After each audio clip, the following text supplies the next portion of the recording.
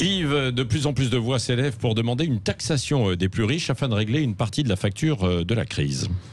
Oui, Patrick, même si Emmanuel Macron a exclu très clairement dimanche dernier toute hausse d'impôts et implicitement tout recours à une nouvelle taxe, eh bien, on voit fleurir dans les médias de gauche, notamment des tribunes d'économistes, montrant que les riches ne vont pas souffrir de la crise et qu'il faut donc les faire contribuer à l'effort de redressement du pays par une nouvelle taxation du patrimoine. Certains s'amusent même à opposer les premiers de cordée, vous vous souvenez de cette expression utilisée par Emmanuel Macron, que sont les entrepreneurs, aux premiers de corvée qu'ont été les soignants, les caissières, les éboueurs, etc. Et l'on a même vu l'acteur Vincent Lindon réclamer dans Mediapart une taxe Jean Valjean, pour ceux qui ont lu Les Misérables, sur les patrimoines de plus de 10 millions d'euros. Oui, mais dans une France que le président souhaite plus sociale, solidaire, pourra-t-on longtemps échapper à ce débat ? Ça dépend de plusieurs facteurs. Si Édouard Philippe est maintenu comme Premier ministre, on ne le voit pas réinstaurer un ISF qu'il a durement combattu et qu'il a mis à bas.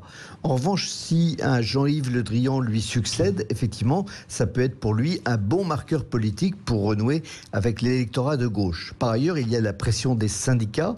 Il y a un mois déjà, Laurent Berger, le patron de la CFDT, qui est pourtant un modéré, réclamait une contribution accrue des plus riches. Et cette idée court toujours, car l'opinion publique y est très favorable, puisque selon un récent sondage, 7 Français sur 10 sont pour une taxation des plus riches. Oui, alors reste la question de l'efficacité économique d'un impôt sur les plus riches.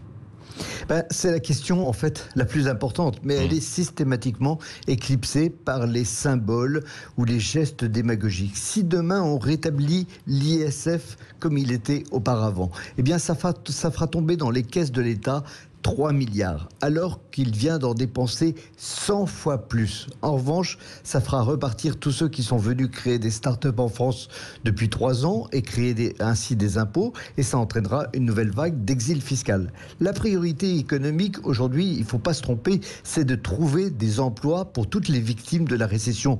Et pour ça, il faut continuer à soutenir les entreprises autant qu'on peut. Si Vincent Lindon avait lu Les Misérables jusqu'au bout, il saurait que Jean Valjean, à un moment de sa vie, devient Monsieur Madeleine et il crée une fabrique de verroterie. Puis il devient un industriel riche et reconnu et c'est comme ça qu'il fait en sorte que tous les gens autour de lui aient un emploi. Merci à vous, Yves de Kerdrel.